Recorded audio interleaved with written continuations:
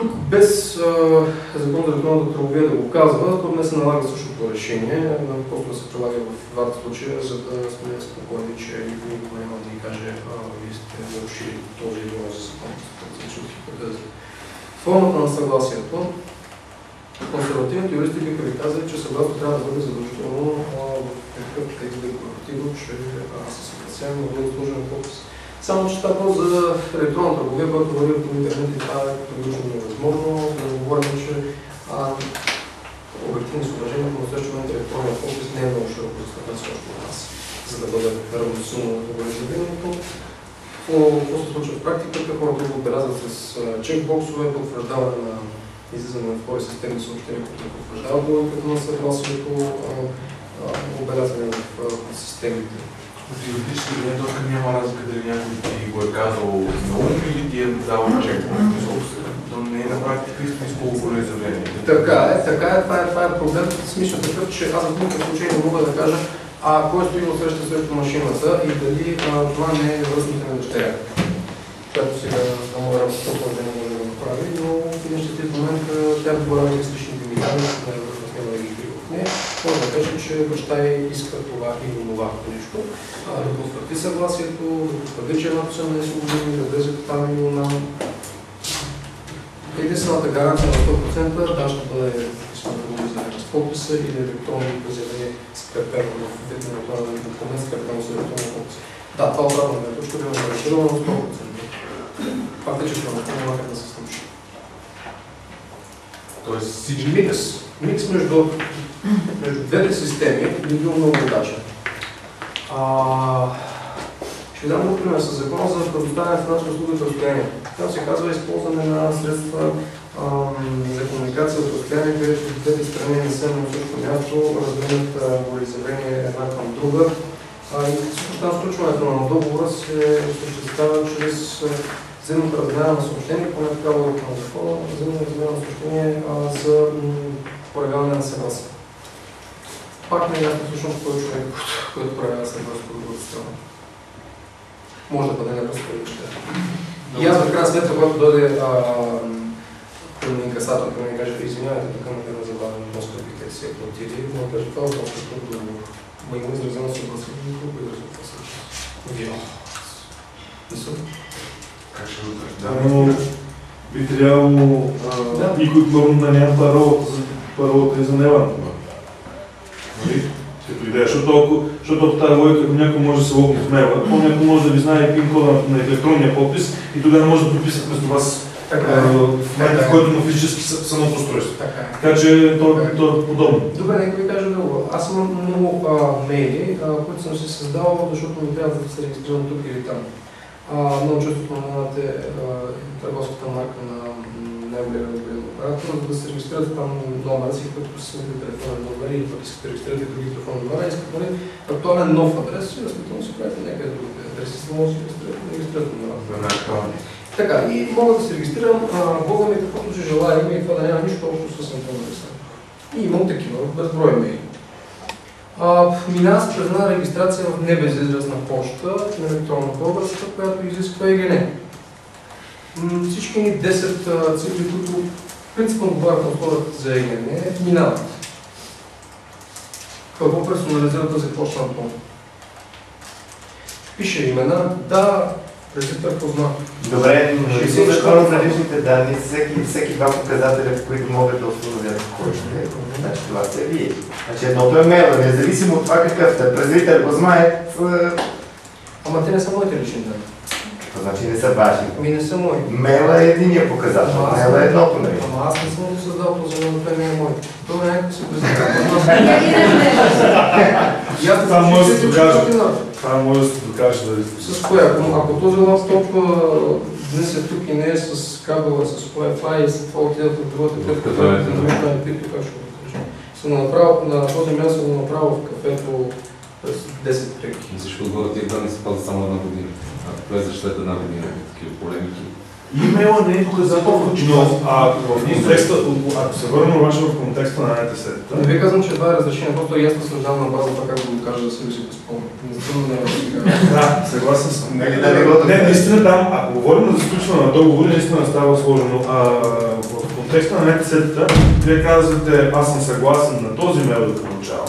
И примерно, ако има дава оптин, т.е. пратим едно съобщение с линк, че влез сега и цъкни потвърди, че искаш да получаваш. Независимо кой стои отзад, според мен е абсолютно еднозначно волеизявление, че собственика на мейла, независимо кой е той, се е съгласил на този мейл да получава НТС. Това е потвърждение, да, но този мейл, аз или този, който чете този мейл, няма нищо против да получава търговски съобщения. Това може въобще да не съм аз да дъщеря мейл. Що знае паролата на мейла, значи да речем, че има право да оперира с него. Все едно, като има ключа за вкъщи, има право да си живее вкъщи, да речем. За съжаление или за радост, не е ограничение и всеки едно кафе, което може да играе уж игри, може да влезе в почтата, като ми издадени парол, т.е. и да ограничавам с някакви пароли за достъп до компютъра или като други неща да направя на машината си вкъщи, не мога да огранича от реалния живот. Да, това е проблем, няма сигурност за тази система. Според мен тази сигурност ще се добият момент в бъде система. Така е. Това казвам, ако някакво хората гледат на нотариусите, когато не е да се пълно си изтегли присъствие на нотариус. Психологическа нагласа. Преди няколко години имаше един такъв случай, в който господари на фирма успеха да купят колата на президента, нали? Смисъл да там бъдете някакво да си говорим. Въобще и за нотариусите дори. Така че ти на главния прокурор. Така че...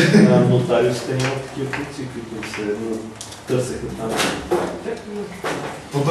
От тази гледна точка, особено в българския закон, аз мисля, че е доста по-сигурна интерес да отколкото офлайн такава за момента. Защото така че поне не можеш да купиш кола за момента. Мога да ви дам много примери с злоупотреби с лични данни, с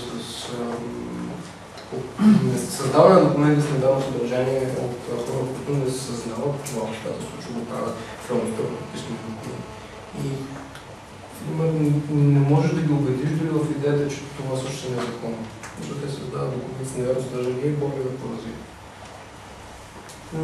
Тоест да, съгласен съм и писмени документи, и подписа също не е гаранция, да не кажем, че пък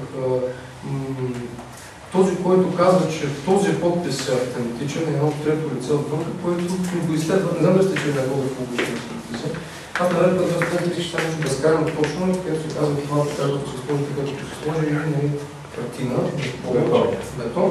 Не, те на принципа на движението. Това много прилича на другото и по сравнителния анализ изключително прилича на това, което се е случило преди 5 години.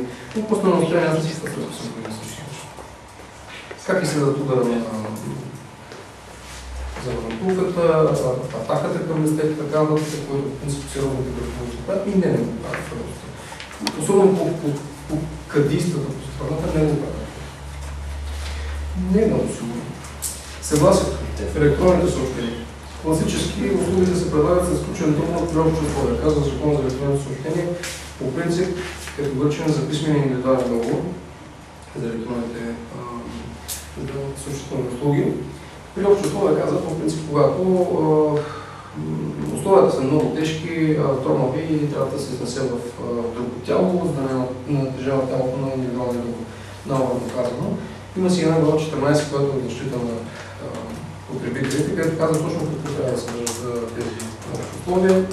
Голяма разлика е операторите да ги изкриват и голяма разлика е да се види правата вяра. Но така или иначе, при всички случаи, като си подпишете индивидуален договор, се включите си съгласявате си в същото условие. Закон за електронните съобщения може да е един от най-модерните в това отношение да приема, че се съгласявате и с променените или новите общо условия на операторите, когато те ги качат на интернет страницата си, стоят там 30 дни. Но отдавам просто както планувам 30 дни откачването. С логове системата, доказателство или не, че точно мога да бъдат манипулирани, колкото администраторите на системата, които са кои по операторите и техните служители. Какво правя за подобни случаи? Ходят при нотариус. Контактивен протокол днес на тази страница този текст фигурира съществено. установява в момента на качването на страницата, но за потребителите ще се случва малко виртуално. Сключването равно на съгласие съм пишал тук, избирането на съгласие с официалните интернет страници, чрез SMS, call център и други. Това е честа практика. Да не кажем, че класиката в облигацията, разбирате за конвенция, винаги казва, че договор се включва задължително с подпис. Всъщност никъде не говори за подпис, той говори за сключване и за изразяване на съгласие. Като юристите приемат, че сключването е подписване, обаче изразяването на съгласие също е сключване на договор. Когато отидете на пазара и това е сделка, купуването дори на билетчето за градски транспорт се води облигационна сделка, което преди получите билетчето сделка е сключена. Договора транспортни се случва в момента, който продължите билетчето. Казва това да практика. Тоест имаш съгласие, нямаш някакви подписванки. В конкретния случай също не се положи тук.